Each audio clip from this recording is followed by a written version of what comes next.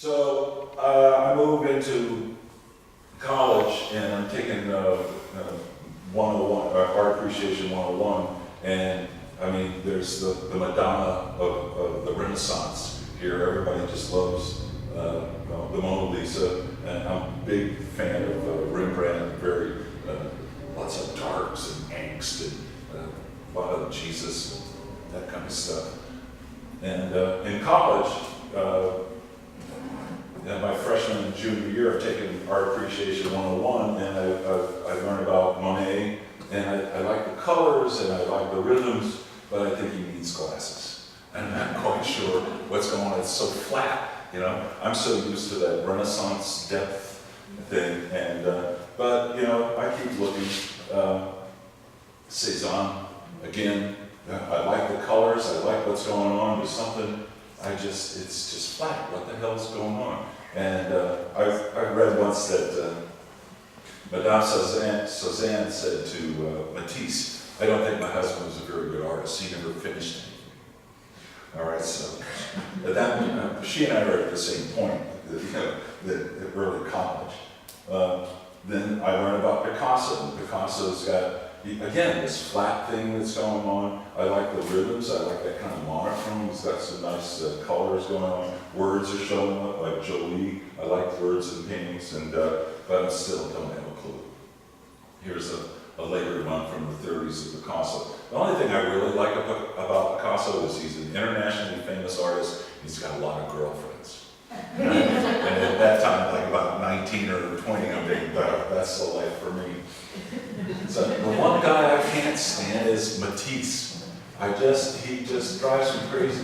Not only are they flat, I don't see any harmony in them. It looks like he's like really unhappy. This is called a piano lesson. This is from about, I don't know, 1915 or so. So, but I'm just mucking along, and here's a portrait of his wife. And I said, look at the green nose. I mean, what's going on? I mean, it looks like he doesn't like his wife. Well, he didn't like his wife, but no, anyway. So, of course, and then there's the Jesus Christ of 20th century modern art, who gave his life for his art. And no matter how crazy or messed up he was, the paintings are just spectacular, and they from beginning to end. There's that thickness, the rhythm, the passion. This is the Starry Night, and that's it. I think it's modern. So I'm a fan of his from the very beginning. Guernica is at the Metropolitan in New York at the time, and I go up, and the flatness isn't bothering me as much anymore. And there's a big bench right in front of that, and I just sit there and stare at it. I like the emotion. I like the values, the lights and the darks, and there's an excitement going on. Now across town at the Modern is Demoiselle d'Avignon, which is like one of the first Cubist paintings. This is done like in 07 or something like this. And again, I'm not quite sure what's going on. It's crass, it's disjunctive, it's purine, you know. But I'm just drawn into it. I keep coming back again and again to stare at it. Okay, then Jack the Dripper. There are some of his I've never been able to warm up to, and there's some that are just symphonies. They're like they've got a strong compositional element to them. There's a beautiful color. There's a great size. And other ones just it doesn't work for me. But these are at the Modern, and someone once told me that artists moved to New York so they could miss the best art shows ever. Because if you're living in New York, it's like, oh yeah, Pollock is up. What do you mean? It came down yesterday? Ah, crap. You know, well, I'm going to go see the Jasper Johns. That came down last week? Oh, You know. But these shows, being in New York is just walking around, that is the education. And especially if you're visual. Here's de Kooning, the counterpart of Pollock. They live not far away from each other out in East Hampton. And de Kooning is mixing Western portraiture with Cubism, and then there's that abstract expressionism, this kind of speed of putting paint down. And these are quite disturbing, then and now. And after a while, he moves out to East Hampton, and he starts doing these landscapes, which are water and beach and flora, and they become more calm, more soothing. All right, so when I'm at school, teachers that I have are like abstract expressionists. I don't have any pop guys, but I run into Warhol, and so that's part of my art history. And so I'm doing, this is a print that I did when I was at school. This is a silk screen. You can see the pop influence. Another guy that I just love is Bob Rauschenberg, and this is a silk screen on canvas. This is large, and it's about 6 feet by 4 feet, so it's about like this.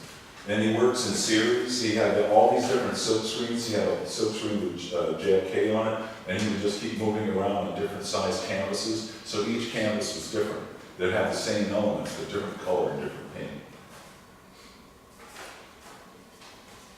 I have to keep notes. Sometimes I forget like 20 years of my life. Oh, wait a minute. So, Where did you go to school? Pratt. I went to Pratt. So please ask questions as I'm going along, because I'll just kind of digress. Yeah. What was that encounter with Andy Warhol like? Oh, Andy was creepy. All right. Not that he ever did anything creepy. It's just the you just, okay, I got to jump ahead for the Warhol encounter, is that, well, I was still at school. I was almost done at Pratt, and I needed a part-time summer job, and I got a job at a gallery called Castelli, and it was on the Upper East Side. Castelli was the #1 gallery in the 70s, and in 60s, 70s, and 80s, and they found Rauschenberg and Jasper Johns and Andy Warhol. And then they just went on into all Lichtenstein, Rosenquist, and then into conceptual and environmental art and stuff with Bruce Nauman and Don Judd and Richard Serra, all these guys. It was a really big deal. I got a job in the print department, 20 hours a week, $45 a week, and they took out that. Okay, right. So this gallery, the print gallery that I was at, used to publish these guys, and we paid money to have them to make the prints. So Castelli Graphics was publishing the Warhol edition, and they needed somebody to go down there to pack up the prints as they were coming off, so that was me. And I brought a friend of mine named Rupert with me. And we were there for almost 3 weeks packing up these prints. And one day I'm there with Rupert, and I had witnessed a shooting. I was living on the Bowery. It was on Halloween night, and I heard gunshots, and I saw people screaming and running. And I saw the cops pull a rifle out from under a car in front of my house. I was telling Rupert about this. I was staring at it. It was like really weird. I couldn't believe it. You know, I was trying to remember everything that was going on, not realizing Warhol was standing right next to me, and he goes, "Yeah, even when it happens to you, it's like you're watching TV." And I said, "I'm really sorry." "No, it's okay." So, you know, little stories like that happen all the time. So, anyway, so here, this is a silk screen I did in college, and this is a photo silk screen, and I'm doing my little splash of de Kooning. I'm using the bright colors of pop. I'm using photo silk screen like Andy and Bob Rauschenberg. And so here's a close-up. And the image is from a Murbridge series of a man with a rifle. And so I get the job working at Castelli, and it's a part-time, and when I graduate, I go there full-time. And a couple of things. Let me see. Okay. I think I got it. This is the Jasper Johns, the Whitney has this. And again, this is that flat that I'm talking about. And it's starting to look cool to me. I'm kind of feeling comfortable with it. These are 3 canvases stacked up on each other. It's about this big. So it's like a little bas relief. This is Bob Rauschenberg. This is called Monogram. And it's a stuffed coat with a tire around it. And this platform Bob called a pasture.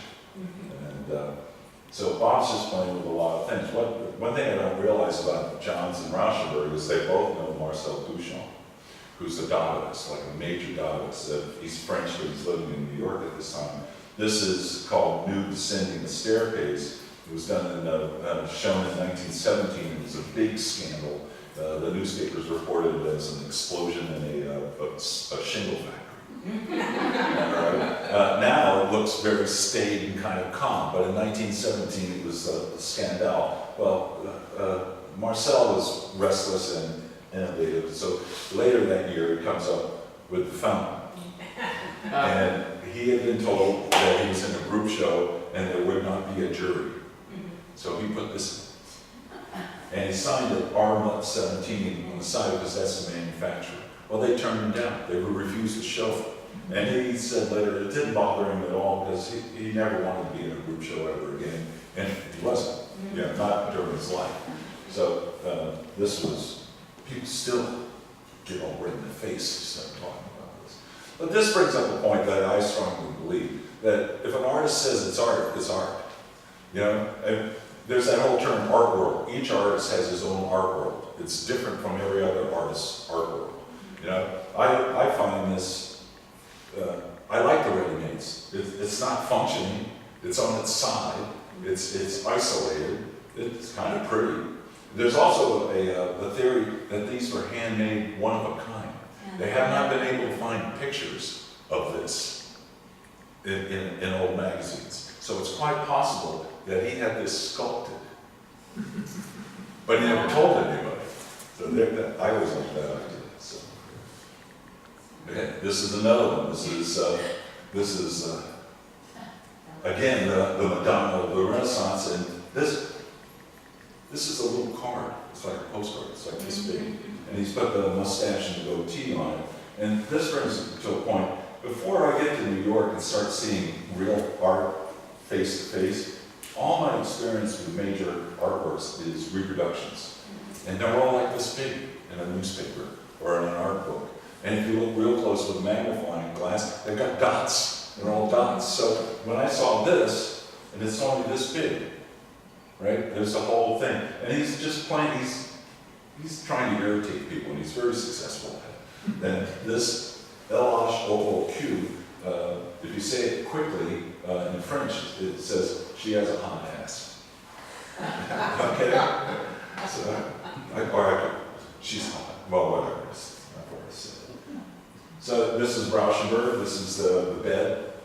And one day he said he wanted to paint. He didn't have anything to paint on, so he got this cover and stretched it and started painting on it, and it wasn't working. Then he put his pillow and they put it on a board and bada bing. All right, now when I'm working at Castelli, about the second week I'm working for her, for Mrs. Castelli, she says, come over to the apartment, small apartment on Fifth Avenue. We have to rehang the art because we just had the place painted. So I walk in and the bed is on the floor leaning against the wall. That's at the Museum of Modern Art now. This is Jasper Johns with body parts. That's on the floor leaning against the wall. This is Jasper's American flag, 1959. That's propped up on the mantle of the fireplace. This is Roy Lichtenstein's George Washington, one of the first bona fide pop pieces. This is in the anteroom on a table. This is Rauschenberg's silk screen. It's called Persimmon, and it's got a Rubens Venus looking in the mirror. This is the first time I get paid to hang art. Of course, I was making like $5 an hour, but later on I did a lot of art hanging. But can you imagine just being like a young kid? I don't know what the hell's going on. And all these beautiful, iconic pieces, all of these are at the Museum of Modern Art now. Except the flag, that just sold for like $50 million. We're not quite sure what that is right now. Probably Saudi Arabia. In the gallery, I'm selling prints. This is a silk screen of Mao by Andy Warhol. This is a painting called F-111 by Jim Rosenquist. It's 88 feet. And Jim measured it and built it to fit in the gallery exactly. Modern has this one now. So one of the first pop, he uses reflective metal and mylar and day-glow colors. One of the first to do that bright stuff. Klaus Oldenburg, this is a water fountain. Dan Flavin, taking fluorescent fixtures and making sculpture out of it. This is one of my favorite artists, Bruce Nauman. He's got a retrospective at the Monogram now. This is a neon that was in a store window for a long time. It says the true artist helps the world by revealing mystic truths. Now, is he being a wise ass, or is he telling the truth? You know, you're playing this. And I also like the color. I like a lot of artists at this time in the mid-60s, early 70s are using neon. And it's great. If you take a neon and it's in blue, and the word is red, that whole idea of what's red, what's blue. And I'm doing more and more with words. I'm thinking about words. He's a fantastic artist. Rauschenberg is making, in the early 70s, is making sculpture, wall paintings and sculpture out of cardboard boxes. And he said, they tried to make me a cubist, but I resisted. All right? And it looks like just junk, but the thing is, well, it depends on the person. Some people call it junk, some call it rubbish, some call it art. These boxes are attached to wood. The wood's been cut. It's been glued with like an acid-free jade, which is like a bookmaking glue, and they are coated in a matte medium. And so when they get dusty and dirty, you wash them, you clean them with soap and water. So they're really stable, they're very stable. And when I'm at Castelli, I started in the spring, and then in early fall, Mrs. Castelli said, Rauschenberg is supposed to come by and sign a contract, so I'm really excited. It's the first time I'm going to meet him. And we're waiting, and it's like, he's 3 hours late, and that's when I find out he's never on time. And then I hear a commotion coming from the street, dogs are barking, and I hear this laugh, this cackle, and it's Bob. He comes in, and he's got an entourage with him, 3 dogs. One guy's carrying a bag with a bottle of Jack Daniels sticking out of it. And he walks up to me and he says, "Who are you?" And I said, "I'm Charlie." And he goes like this, "Oh," like that. He gives me a big wet kiss. "I'm Bob," like this. So that's why he was Bob. So we hit it off. First time for everything. But he was like generous and he was funny, and I loved his work before I met him. And we became good friends. And when I was at the gallery for 5 years, started as a gopher, and go to the post office, sweep the floors, hang, run errands and stuff. And I was the only one in the gallery. Even the owner didn't know the difference between like a litho and a silkscreen. And I was studying printmaking at Pratt. And so people would say, "Well, what's the difference?" And they go, "Charlie," and I just go in. And after 5 years, I was the director. And then when it was time for me to go, I was teaching at SVA part-time. I started doing construction work, which taught me that I really didn't like construction work. And I really had to start focusing on making art and doing art. And when I was starting on that, Rauschenberg called me up and wanted me to be his curator here in New York. And he was living in Captiva, and he wanted someone to answer the phones and take care of the documentation. And it was like what I had been doing at Castelli, but it was just a little more involved. And it involved travel. And it was like 1975, and Bob had been chosen to be the 200th anniversary artist of the Smithsonian.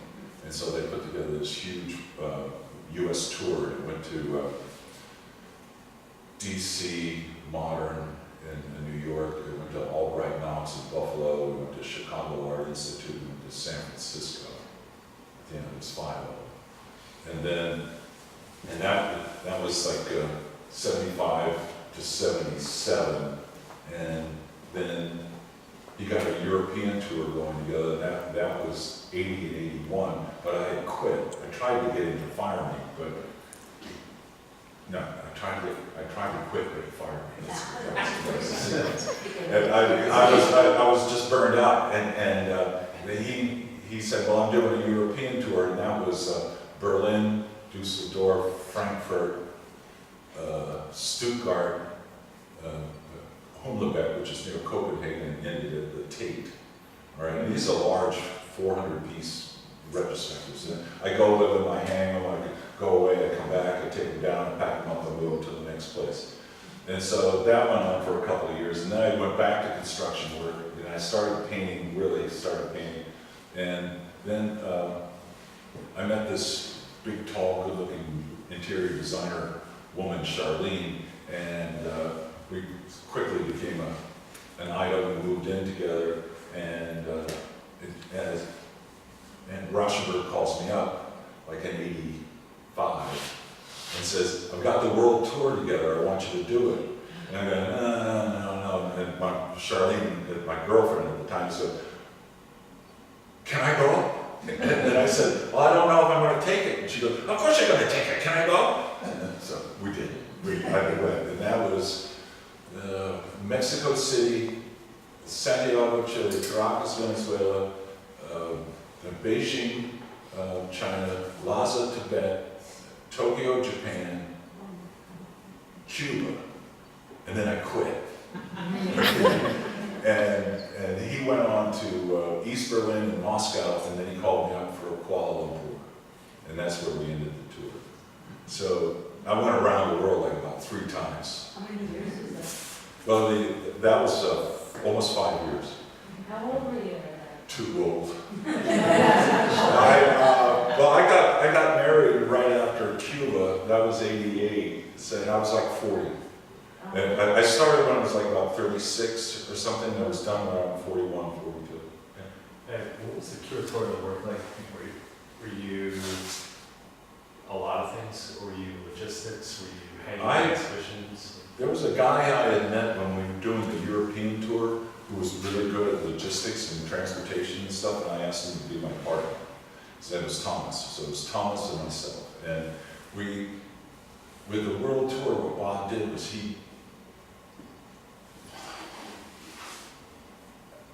there's just, it's years. I can't get it all in tonight. But the thing was, Bob paid for the world tour all on his own. He paid for the insurance, he paid for the shipping and the crating and all of that, and got no money from any sponsors or the government. Nobody wanted to have anything to do with it. His accountant started crying one day, going, "It's financial suicide," like this. And Bob had all these crates made. It was like 400 pieces. He would fly to the country before we got there, collect materials, take pictures, bring them back to Captiva, make work, ship them to New York, and then we would ship them to Mexico. And then work would drop out of the Mexico and come back to New York into storage. Then he would go to Chile ahead of it and collect materials and photographs and materials and come back to Captiva. Each show had brand new work in it. And it kept changing constantly. He spent, this was like 40 years ago, and he spent over $7 million of his own money. I saw him sell a Jasper Johns for $1 million, a Warhol for $1 million. These are works that he had traded for and he got like in the early 60s and stuff. Jasper Johns, a Warhol, and a Saint Twombly. That was $3 million. But he was scrambling. He mortgaged his house in Florida to pay for the whole. And afterwards, it was a big financial success. All of a sudden, his name was all over the world and people were buying his work. He left an estate of about $6 billion. Wow. $6 billion. So Jasper Johns is doing these cross-hatching about this time in the 70s, and I started doing these. These are like newspapers that I've woven and I've painted over these. Bob really didn't care for this because it looked too much like Jasper. They were really close friends for a long time, and they, like close friends, they had their regular falling outs and arguments and hissy fits and stuff. And Bob saw these and goes, "Well, you've been looking at Jasper, haven't you? So here's a small one." This is a Rauschenberg. These are printed on fabric, and they're held up with push pins. This is about 6 feet across. He's doing these works while I'm working for him. He does fabric with images, and he does fabric without images. These are called jammers, like the sails, and this one's called quarter horse. Did he have assistants? Huh? Did he have assistants? Oh yeah, he's hot and cold running These assistants. are not painted, they're Huh? collages, they're not paintings, right? Well, they're a mix. They're a mix. I mean, these are collages. These aren't painted. He goes to the junkyard and he would find a whole bunch of stuff like this, and he would cut it and screw it and rivet it and glue it and hang it. All right. And sometimes he would find signs, and he would make maybe 4 different variations on this, using the material. In his lifetime, he does something like 25 dance sets and costumes. This is for Trisha Brown. He did work for Merce Cunningham and Paul Taylor. And as well as he had his own dance troupe for a short while. Here's like old bicycles outlined with neon. Then this is a piece I'm doing at that time. I'm deep into psychotherapy, if you can't tell. And these are based on dreams, and this is the wheel of fire chasing a skeleton down through the landscape being bitten by dogs, and it's called Some Nights Nothing Seemed to Go Right in the Land of the Dead. So I'm using the words, some humor. I'm finding these old frames and I'm painting them with like really cheap gold paint, just because I want to be able to sell them for more than like $120 that I was getting. That didn't work, I still have that. This is based on a dream I had of a door that had a painting on it. And the painting, the image is George Ennis's Peace and Plenty, and the brick and the work and the wood is from Éton Dommé by Marcel Duchamp, which was the last piece that he did. Here's Peace and Plenty, the painting. And this is the door that he found in France and brought it to New York. He said he had retired from making art, but he worked on this for 25 years. And the only way that you could see what's going on inside was like a peephole that you cracks in the wood. And it is a peep show, because this is what you see when you look inside. And this is a love letter to a love of his life who got away. And the figure is carved plaster stretched with pigskin. And then there's like electric lights in there, and you know those things where the waterfall comes down with how the heat of the lamp turns. He's got one of those in there. So this is in the Philadelphia Art Museum right now, and Was it small? oh no, it's huge. The door is this big, and you look through. It's right there. And at one point, in a break from my Rauschenberg work, I got a job working with a dozen other artists in New York, installing the largest private collection of Japanese woodcuts. And that took 2 months. It was like 500 of these. And I just soaked this Japanese stuff up, and I'm still a big fan. I mean, the diagonals, the crisscross, that lack of Western perspective or the simplification. And these are all Hiroshima, who I'm a big fan of. And this one's, these are just, they're like this, they're just fantastic. And these are all from 1830s, 1840s, and all the Impressionists were influenced by this. Here's another one, Hiroshima. Yeah. The Battersea Bridge, what's this? Where were they installed? Is it New York City? They weren't sold, it was just an exhibition. It was in a museum. Oh, I see. It was a private collection. A private collection In the city, yeah. It was the IBM gallery. It's right there on Madison and 57th Street. It's downstairs. I don't know what's there now. But just fantastic stuff. And so at one point, I go to Hawaii I get a job with 50 other American artists from all over the States, and we go to Hawaii for 3 months to hang bad art in Japanese hotels. And so I'm there for free. It was a great job. Well, I tell everybody, you know, all the traveling I've done is to get paid and travel, you know, it doesn't get much better, you know, and this was another 3 months in Hawaii, I come back just soaked in vegetation, you know, and this is called Made in the Shade, which is like, you know, looking under a tree.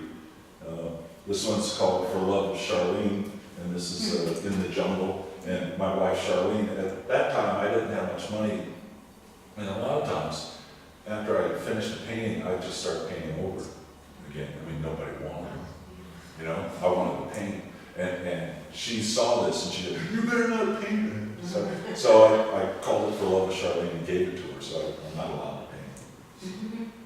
And this is large. This is 6 feet by 4.5 I feet. mean, that one looks a lot like what you have here. Well, you know what happened is this stuff is about like 88, and I was doing this when I came back from Hawaii, and I had seen all this vegetation, but then I'll show you what followed it. A lot of false starts. A lot of artists tell you that I had this idea and I just did it. It doesn't happen that way. You just gotta stumble around and you try this, you try that, and so this is too pretty and too simple. I couldn't, you know, I was much more important, deep, you know, as far as I was concerned. And so You move past that. I'll get to that. I'll do my best. Okay, so this is Matisse. We're talking about Matisse and how much trouble I had with him. These are late Matisses. He's in bed. He's really ill. He's painting paper. He's cutting the shapes out with scissors. He's got a big stick and a piece of tape on it. He sticks it on the wall and he makes the compositions on the wall. And his assistant, when it's done, takes photographs it, takes them down and glues them to canvas. And I'm just stunned. They're so beautiful. This is an interior painting of his studio, called Red Studio. And this is at Museum of Modern Art. I go to it 3 times. It goes down to Washington, D.C. I actually fly down for the day, take the shuttle down to see it. And now he's like my #1 guy. Here's one of the last pieces he did from the cut papers. This is at the National Gallery. I'm looking at Warhol, and this repetition and change and stuff, and I'm doing these. This is not a great photograph. I decided to do a whole series of faces, and this was called 19 Real Bad Mothers. And it's based on, the whole thing was I heard someone talking about how terrible their parents were, and I was thinking, I met his parents. They're really funny. They're kind. They're considerate. You know, they're really interesting people. And I realized that you can hear people talking about people, and it just makes your mind. You make your mind up even before you've met them. All right. So I did a whole series. One was called 20 People Have a Common Secret. Another one was 12 Men Who Like Children. That was an interesting response. Okay. But it was just a bunch of male faces, you know. And this one started as a Hawaiian fog, misty scape, and it ended up with these heads down at the bottom. This is called 8 People Who Are Close to the Edge. Wife and I buy a house out in East Hampton. I started having nightmares of houses floating away, burning, collapsing. This is called subdivision. This one's like 8 feet by 10 feet. Here's another one. This is called change of address. Change of address. And I'm also getting these rubber stamps. And I start with block letters. This one's called, I repeat it over and over. It's called A House Is Not a Home. A House Is Not a Home. This is another called The House Mover. And this is, the stamp is The American Dreams. And that's a 51 Studebaker Champion that I just sold. I had it for almost 30 years. I'm doing these splash paintings, and someone calls me up and says, "What are you doing?" I said, "I don't know." Yeah. So I go out and get a rubber stamp. So I do a whole series of I don't know. This one's like 7 by 8. I start moving the paint around with my hands, and it's got this photographic kind of like electron microscope look. And people ask me about it, and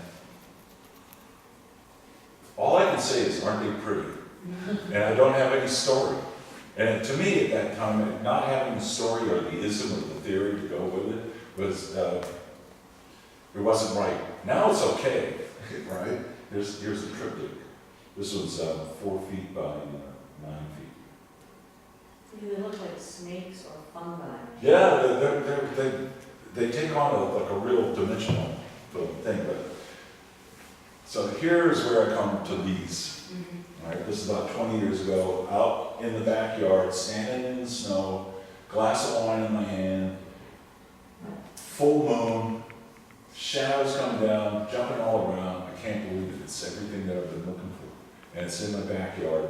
And all I have to do is copy it. I don't have to think. And I'm not caring about what it is or what the reason is. It's just so damn beautiful. And so I start doing this. And then as I'm going along, I realize I can do daytime, nighttime, rain, sun, every season, you know. This is like, here's a little fall one.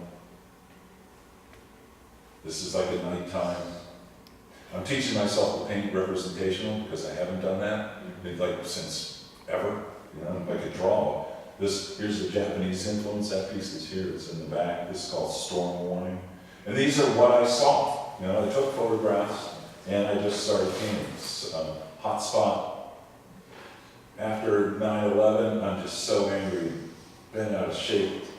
I decided to do the largest, most impossible piece to sell, just to show that my spirit's not broken and I haven't learned anything.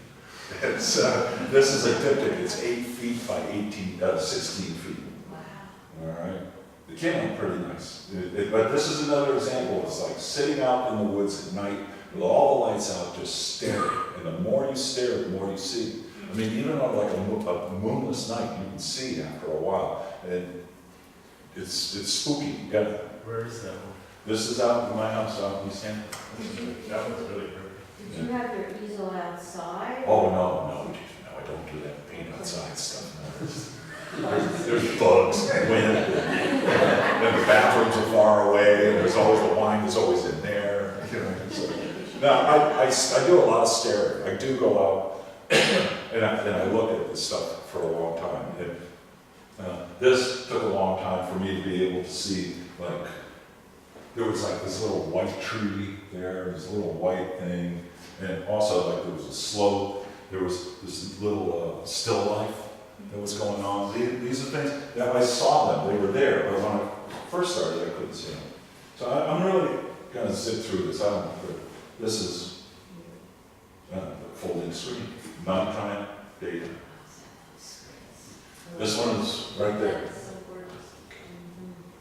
And people are saying, well, do you know Rockwell Kent? No. Let's say, like, do you know Rockwell Kent? No. Oh, that's Rockwell Kent. Okay. Do you know Neil Welliver? No.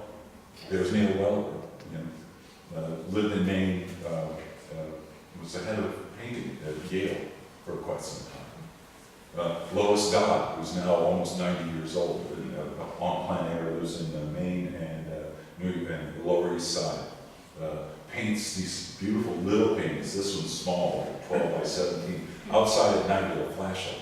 She's still going strong. Beautiful stuff. I see this guy at a show in the city, and I think I found an unknown master, Charles Birchfield. Lived up near Buffalo for 5 kids, 50-year career, really quiet, crazy as a loon. His kids were really nice. He had a long marriage and stuff. But if you look at some of the stuff he did, this guy needed medication, and he wasn't taking it. But these are so beautiful. And what happened was he did these really wild watercolors on plein air, mostly outside, and in World War I. And after World War II, he started taking pieces of paper and enlarging the pieces he had done and expanding them. And this, like for instance, this one, I say, I want to be him when I grow up. But if you look here, can you see like where the paper has been added? And these are all watercolor paper, really thick paper. They're like this big. They're like, you know, almost like 5 feet by 4 feet. Beautiful stuff. And a lot of this looks like he's hallucinating. But he had this encyclopedic memory of weather conditions. And a lot of his pieces were just copying what he saw. I thought he was an unknown. Good friends with Edward Hopper. Okay. He was right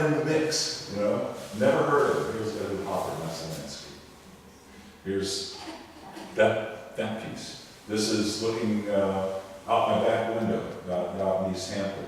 And this one is borderline because it's right on the border of my neighbor's property, just on the other side. There's the left-hand side. This takes about 3 months to paint once I started, but I also did prints, watercolors, books of this, and for 5 years before I got to this. You know, sometimes you just hop right in and get going, and other times I don't know why it took so long. It just wasn't right. Here's a sister piece right here. It's called Shortcut. I always had this heart. This is Bierstadt, American Hudson River. Did a lot of work out west, and I always had this hard time with like these schmaltzy clouds and atmospheric conditions. And then this is the church doing a real quick sketch. This is very small, like this. And so I started taking photographs from the bus on the Long Island Expressway, looking at the clouds. Here's the photograph, there's the painting. This is like 35 by almost 60 inches, right? This one, is that one here? No, that's not here. This is called a Cloud Dancer. Again, this is about 5 feet by maybe 3 feet. And I do like a half dozen of these in about 3 months or so, and they kind of go away. You know, I just do a bunch of them, and then I'm done. One night I was with my brother-in-law at a camp up in Maine, and we're drinking a lot of beer, and he looks out the window and says, "Look at this full moon, come on." And so we grab a camera, we go out for an hour. I shoot, I don't know, 60 or so photos. Left is the photo, right is the painting. These are small, they're like 10 by 12. I find these old frames at my framer, I paint them flat black, and I call the whole series, What Hath Goth Wrought? So here's another one. I spend a week on an island in Penobscot Bay off the coast of Maine. It's supposed to be a week of on plein air. It rains every day, but I get real good at gray. Was that out in East Hampton? No, this is Penobscot Bay. Did you show that in East Hampton? Oh yeah, that was at the show. Yeah, this summer at Billy Arts. Yeah, it's still available. No, it's not. I sold it. I made it. I sold it. This is Fairfield Porter, who had the island where I was doing, where this was based on. It was on Great Spruce Head Island, and this is, you see the kind of influence. Fairfield Porter was a writer, art critic, and painter, very influential. Going the wrong way. Here's his front yard, looking out over the Penobscot Bay. At the same time, one day I found right after Penobscot Bay, his island, I'm at my sister's camp, and there's a sprinkle, a shower, and I can see all these concentric circles. So I do several watercolors, a couple of oils, and that blue one back there, that vertical one, like blue and black, that's a silk screen that I did, like a 2-color silk screen. See, oh, here it is, it's right here.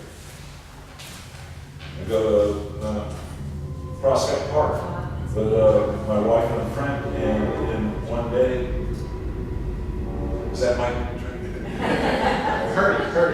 In a 3-hour walk through Prospect Park, I come up with this painting. This one's called Here and There. This one's called Reverb. This one is 3 feet by 9 feet. This one's called Echo. And this is, I'm just moving like this way and that, and different parts of the same. Also, while I'm there, this one's Current Events. Is that? No. There's a stream going through Prospect Park, and this one's called Alternating Current. These are like 3 by 6 feet. This is a puddle on the side of the road. I take parts of this, I do a lot of watercolors and small value studies and different parts of it, different details, and I did that linoleum cut that's back there. Did you take the photograph first? Oh, always, yeah. The line I use, or the phrase that I use, it's all meditation on a glimpse. You know, because you're walking along and you see something, and if you've got this camera now in your pocket, right? You don't have to be like this, you know, or run back and get back and the light's gone. You know, you just take all the pictures, and it takes a while sometimes for it to seep. But like this one, I did all kinds of drawings because it's a detail. And then I found it, and then it was really hard to get they look so perfectly nature, right? But when you're drawing it with your hand, it doesn't work. This one, I had the accident is where I cut out all the linoleum. There were still ridges in there. When I ran it through the press, it embossed it and left a really nice texture to it. Totally, well, I meant it. Well, in the future I will mean it. But, this is the backyard. This is 6 feet by 7 feet. This right here is called Murder Incorporated. You know, it's like a bunch of trailers called a murder. This one I got tired of happy titles. This is called Another Goddamn Beautiful Sunrise. And this one's not. I have other ones called Crime Scene, you know, Unmarked Grave. I always like that one. This one is two verticals, and it's called My Sister-in-Law's a Crazy Bitch. Because it's her backyard and she is crazy. But I had this idea of 2 separate canvases, and they're about like this. And you can adjust the different the spaces between them. You can put them on either side of a door, or either side of a window, or either side of a room. My wife made me change it to Sentinels. Okay. I have an affection for the original title. This one is 4 feet by almost 8 feet, and this is called Broken Promises. And it was after a summer storm, like a late winter, early spring storm. And I just walked around, and this is not an exaggeration. I mean, maybe the red just a little bit, but the whole thing, I mean, you see something like this, and first thing I think of is, okay, can I paint this? Can I get this? You know? Okay, I'm almost done, well, honestly done. But this is a sequence of like starting with an idea and going to a finished piece. This is a monotype, and these are 2 small zinc plates, and I painted on them with oil, ink, and I laid it down on the press and put a piece of paper over it and run it through. So you only get one, because it takes all the ink off. So this is the first one I did of this image that I had, which is a lot like it's the same ridge. If you look, there's this ridge I used again. So the next one I did, this was like an almost square study that I did. And then I did this one, and this one was about 40 by 20 inches. And I had a curator and a director of a museum come down and pick some works that were going to give me a show called Nocturnes. And they said, we really like that, we'd like to have it in the show. And I said, would you like a big one? They said, well, how big? And I pulled it out. I had this, it was stretched in gesso, it wasn't painted, and it was like 3 feet by 8 feet. And I said, I'll get this done. And they said, well, the show's in 2 months. I said, I get it done. And that's what I did. That's the piece that came out. And you can see how it changes. The color changes, the balance, all of that. As you're working, you know, you say you know what you're going to do, but it's a shrink I said, the conscious mind is just to keep you from bumping into furniture. and painting is much like that. You know, you start, and then you're done, and you go, oh. So did you make a giant monotype then? No, that monotype is only that big. Monotype is small, then you just made it. Well, just to get the idea of like the rhythms and the angles, and was the picture interesting? Did I make it interesting? So here's some strangler vines. This one's about 3 by 6 feet. This one's that one. A friend of mine upstate's got this waterfall only shows up in the spring, you know, with the melt. You all know this piece. And a lot of older artists always want to do 4 seasons. You know, it's like you've been in the spring of your life, you're in the summer, you're moving through the fall, and you know the winter's there, right? And a lot of artists do this. I decided to do a little bit in the course of a day. So we've got the spring at sunrise, you got noon for summer, you got sunset as fall, and then we got nighttime this winter. And I just wanted to do a big honking painting that took some time to walk by, that involved time as well as like visual. And I was successful. You know, and nobody wants to buy. But we're working on a large corporate space. There's always hope. There. Okay. Now, this is the last pieces. I'm working on water these days. And this one is a photo of the pond that my sister has a camp on. And so this is the source. And then I did a charcoal, trying to figure out lights and darks and rhythms and if it would work. And then this is the finished painting. And this is like 20 inches by 40 inches. And I've got, I don't know, I have 8 or 10 photos that I'm working from. I'm working on a bunch of different ones. Okay, you got 4 minutes for questions. But thanks for putting up through this. Yeah. What are you working on right now? This and Yeah. And just, this is called mirror image.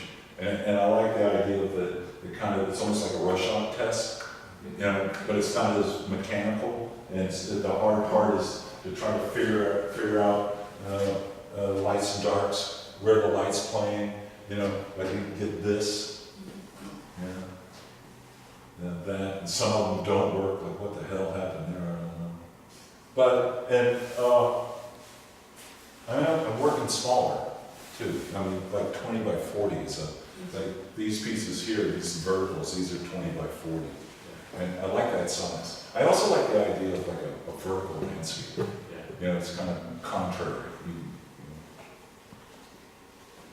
Anybody? Yeah. Are you stretching on the canvases? Yeah, I do it all. And how do you decide ahead of time what size your pieces are going to be? I don't know. You know, what, you know, it's, I wish I could say that I'm just so organized that I knew. I'll do it. Okay, there's 3 photos. Those look like, those would be good paintings. I'll do like a small one, a medium one, and a large one, and stretch them up and I'll gesso them. And then I'll say, oh, what's that? Oh, that, you know, like a week later, I'll say, oh no, I want a really big one. You know? And so then I look around and I've got like a half dozen stretched gesso canvases and I can't remember what they were for. But they're there and they're ready to go. You know? And sometimes like I'll have the drawing or the photo and I'll crop it just the way I want. And then I'll do a little math and proportionally get it this size. And then I'll put the stretchers together and you know, stretch it and gesso it. Get it. Well, I mean, it sounds like you have a really awesome background and exposure to different art and printmaking and technical stuff. And then, you know, it just sort of evolved into your art now. So,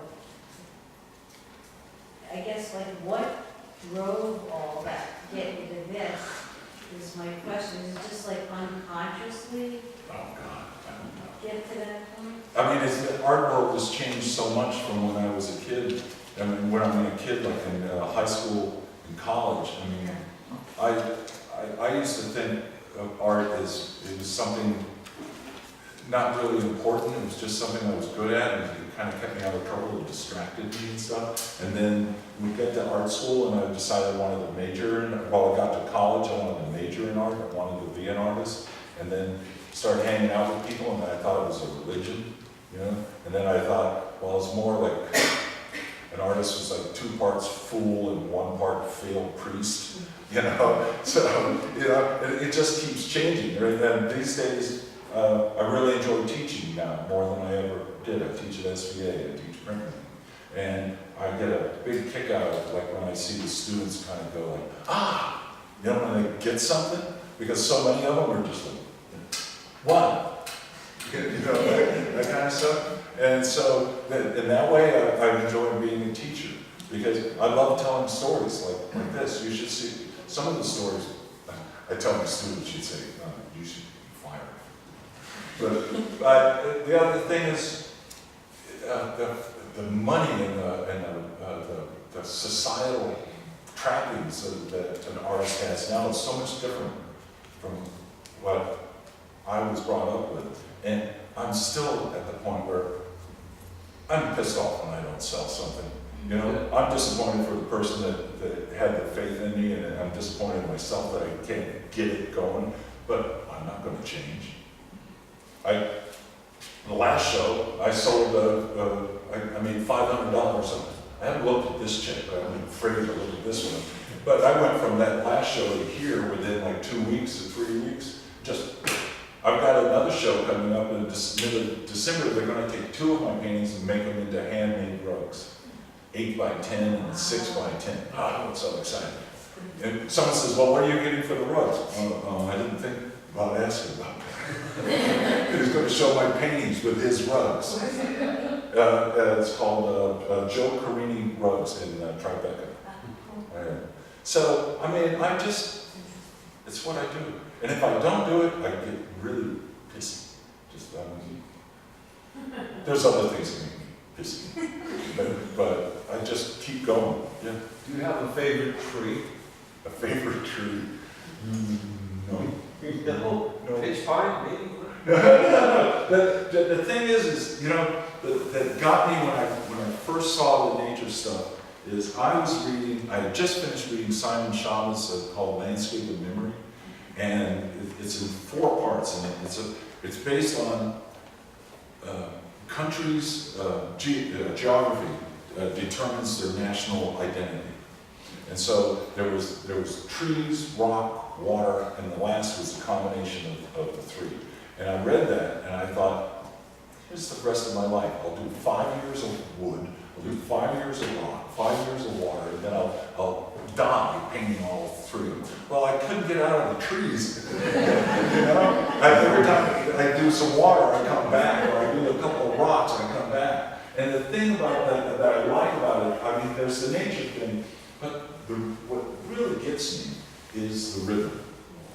And you look at it, the more you look, you see all the rhythms in this stuff, and you can't do an abstract painting that, to me, that is convincingly proper, everything being in the right place. And then also the layers of like foreground, middle ground, background, the way color changes, and the more you stare at it, the more colors you see. A lot of people will say, well, you know, this stuff doesn't exist, you're just trying to make it cute. And I said, you just got to look more.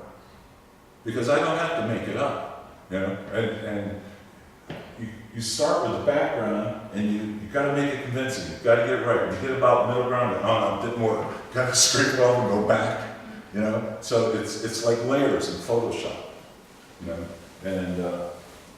And I just like the idea of making this impossibly big painting. Just kind of like, hey, it's pretty.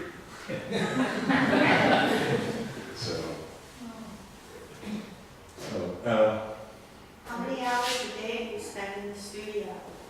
Oh, all day. I get up and take the coffee in the studio. I don't always paint, but you know, I've got the TV and the sound system. And I'm also the president of a charity, so that takes a lot of time. They told me it wouldn't take much time, and it's called the Artist Fellowship. And there's some brochures up there, and it's 159. We just had our 159th year of giving money to artists who are in financial need. And last year we gave 51 artists $270,000. And we have an endowment of over $5 million. We have a board of directors of 17 people who meet monthly to go over the cases.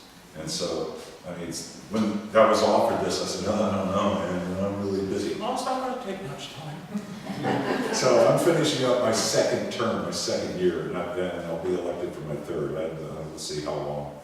But this is like the love of my life. It's just, you know, they talk about charity that you give and you get back, and these are artists who, like, you know, one guy sent a video of his studio floating down the river. All right, and we get a lot of medical stuff, but older artists who are being evicted or can't afford their storage and stuff. And we have this $5.5 million down. We can spend about $25,000 a month. And so it's cool. And if you're an artist, it's only $40 a year. It's a big deal. Yeah. Okay? Thanks a lot. Thank you.